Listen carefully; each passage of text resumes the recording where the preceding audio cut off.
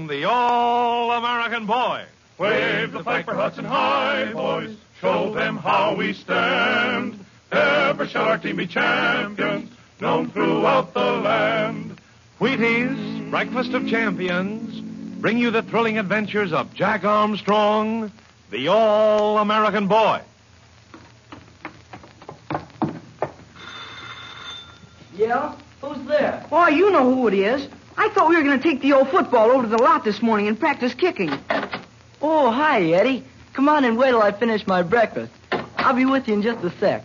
What you eating? Looks pretty good to me. That's a breakfast of champions.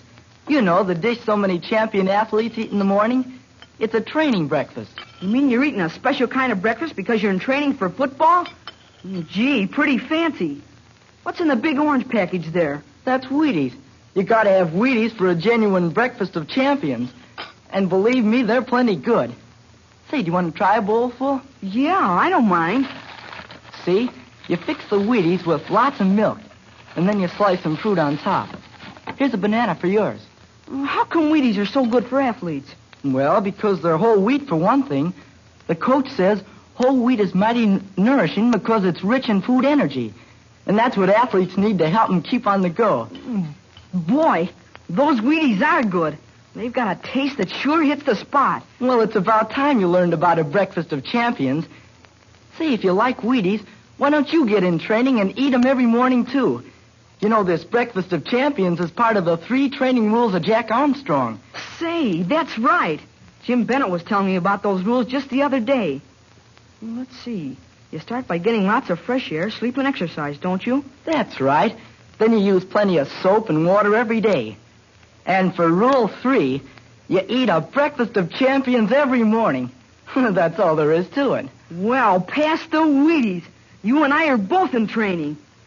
Yes, sir, fellas and girls, it's just that easy to get started on the 3 famous training rules of Jack Armstrong, the all-American boy. It's a system that's okayed for young athletes by famous coaches like Wallace Wade of Duke and Bernie Bierman of Minnesota. And now that you know the rules, you'd better get yourself a big supply of those nourishing whole wheat flakes with the champion flavor, Wheaties.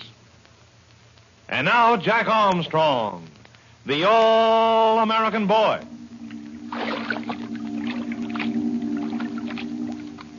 Jack and Billy are carefully climbing aboard Uncle Jim's 2-masted schooner Spindrift anchored in San Francisco Harbor.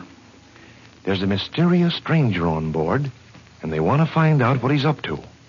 Uncle Jim and Betty have just left Uncle Jim's big amphibian plane and are on their way to prepare the Spindrift for the cruise to the Sulu Sea in search of the precious uranium metal which lies somewhere on a wrecked yacht.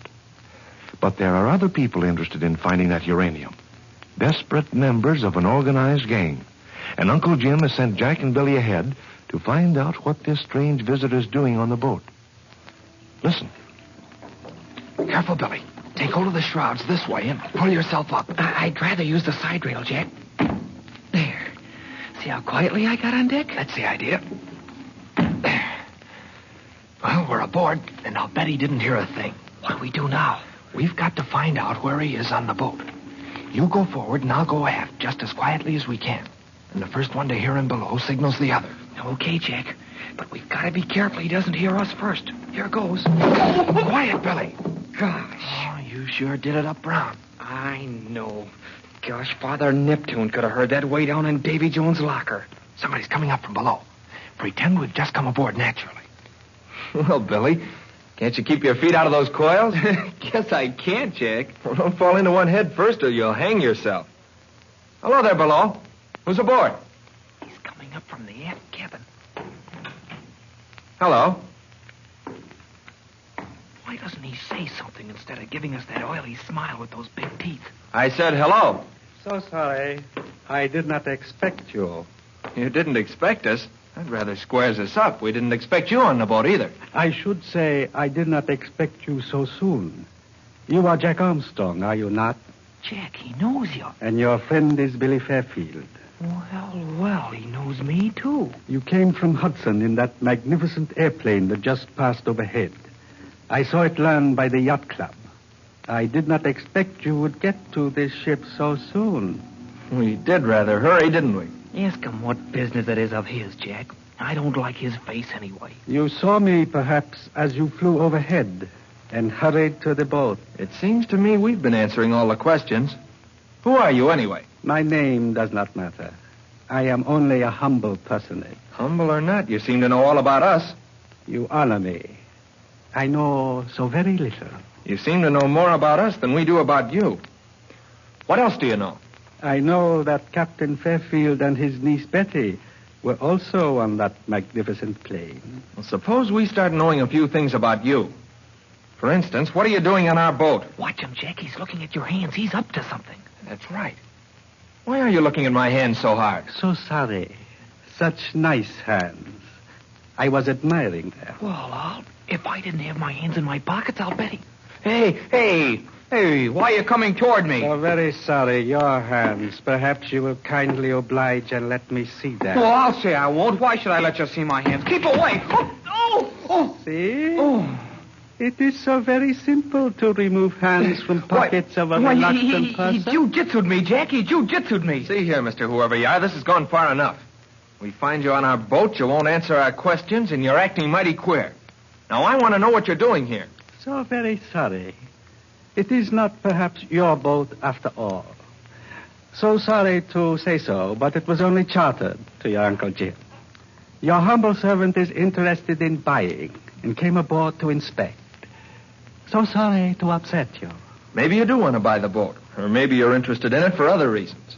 But do you want to buy our hands, too? That's telling him, Jack. Let's see him wriggle out of that. They are nice hands, but no, I do not wish to buy. You must pardon me. A peculiar hobby of mine, admiring hands. And now, if you please, I shall take my unworthy self from your boat.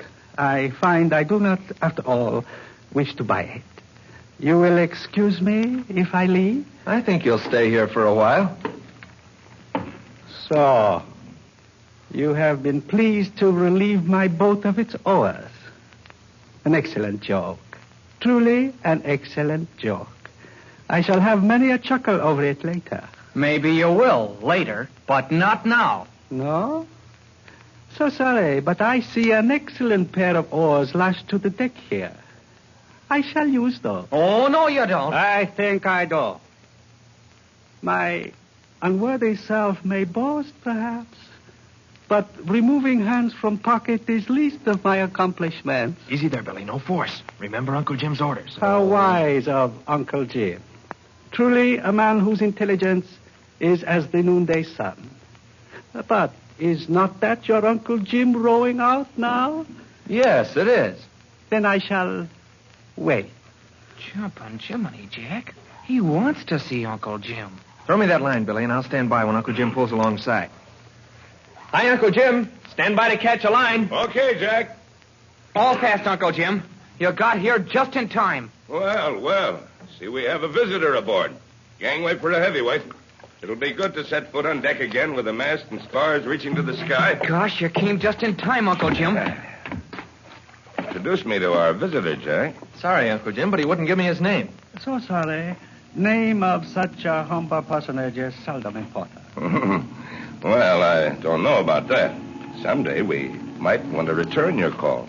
You do me too much honor. But, Jack, what can we do for him? He says he was interested in buying the Spindrift and that the owner let him come aboard to inspect. That's odd. The owner didn't tell me he planned to sell. Do not be distressed. He does not plan to sell until you return. Jack, watch him. See how he's looking at Uncle Jim's hands. Just like he looked at ours. Gives me the creeps. Have you seen enough of the boat, or would you care to inspect her again? You are too kind. My departure for shore was delayed by the removal of the oars from my boat by Jack Armstrong and your esteemed nephew. Why, what a thing to do. I shall insist on Jack rowing you back to make amends. Billy can row in for Jack later. So sorry, but my humble self cannot permit such kindness. As you like. Jack, you go in anyway. Go to the branch post office and pick up a package for me. Package, Uncle Jim? What is it? Just some kind of knick-knack or other that came from the Philippines. It was forwarded from Hudson. I found the registry slip in my mail waiting for me here. It's in this pocket, I think. Yes, here it is. Yeah. Look out, Uncle Jim. Here, you. Give me back that slip. Stop. Stand where you are. Most unfortunate if this gun should go off. You will kindly stay on this boat, yes? See? I cut loose 2 skiffs, and I will take yours. So sorry to inconvenience you. Uncle Jim, we're not going to stand here and see him get away with that. Why, that package might be terribly important. Stay where you are, Billy. But if we all rush him at Do once... as I tell you, Jack. Truly, your Uncle Jim has the wisdom of the ages. So sorry, but my humble self must leave. So sorry you must remain. But water is deep and the tide is swift. So nice to have met you. Goodbye. Uncle Jim, do we have to let him get away with this? Yes, Billy, I'm afraid we do. But what could he want with... I'll come to that later, Jack. He's gone now. Look at him roll. Wonderful hidden muscle. Now tell me what you found out about him. Nothing. Less than nothing. You see, we got aboard quietly enough, but once on deck, we stumbled. You mean, Jack, that I stumbled? Clumsy ox that I was. Well, anyway, he was below and heard us. He came on deck at once. Wouldn't give his name and said he was inspecting the boat with an eye to buying her. And that wasn't true, of course. We know that now. I guess we both suspected it then, Uncle Jim. Is that all? No, Uncle Jim, there's something else. Sounds too ridiculous. He was terribly interested in Jack's hands, and then in mine. I'll say. He pulled a jujitsu on Billy to get his hands out of his pockets. But that isn't all, Uncle Jim. I noticed when you came aboard that the first thing he did was to look at your hands, just as though he was looking for something. I think he was looking for something, Billy. On the boat, Uncle Jim? I don't know what he wanted on the boat. We'll find that out later. But I think I know what he was looking for on your hands and mine. But there's only one thing he could be looking for on our hands. A ring. A ring? Jack's right, Billy. He was looking for a ring. But I don't understand. Remember that token we were to get from Professor Loring? I didn't know what it'd be until you told me about our friend looking at your hands. It must have been a ring, a remarkable ring of some kind. And they knew that Professor Loring may have managed to send it to us. Then that package at the post office, that must be the ring. And we let him get away with it. Don't worry about that. Our oily friend is smart, but he hasn't had the last laugh yet. You mean that registry slip was a fake? Nothing else. Ever since I learned that I might get an important token from Professor Loring, I've suspected this gang would be after it. I pulled an old receipt out of my pocket just to see how our friend would react. And how he did react. I'd give a pretty penny to see his face when he gets ashore and reads that receipt. He'll be oh so sorry, so very sorry. But, Jack, Billy, don't forget that we may get that package any day now. And if we do, remember that some of the best and most unscrupulous brains of the world will be after it. That is something to remember. And now that we know how desperate they are... We don't know the half of it yet, Jack. And now let's unship the Spindrift's little boat and go after those 2 skiffs. There's work ahead of us, and maybe a lot more danger than we realize. Well, what a surprise our foreign friend will have when he looks at that slip he stole. But come to think of it, what was he doing on the boat in the first place? There's a lot more going on just now than anyone knows. That uranium must be just as important as Uncle Jim says it is. And say, was our friend really looking for a ring? There's something behind that. But what? So listen in, all of you, at the same time tomorrow for another thrilling episode with Jack Armstrong, the All-American Boy. You know, the fellows and girls who eat Wheaties for breakfast are getting lots of fun you should be having, too. Those Wheaties flakes pack a swell flavor, a zippy come-and-get-it flavor that you ought to go for in a great big way. That's why you want to be sure to get genuine Wheaties. Wheaties. Have you tried Wheaties? They're whole wheat with all of the bran. Won't you try Wheaties? For Wheaties... This is Franklin McCormick saying goodbye until tomorrow for General Mills, makers of Wheaties, Breakfast of Champions, who have just presented another episode of Jack Armstrong, the All-American Boy. Breakfast food in the land. Wave the flag for Hudson High, boys. Show them how we stand. Ever shall our team be champions?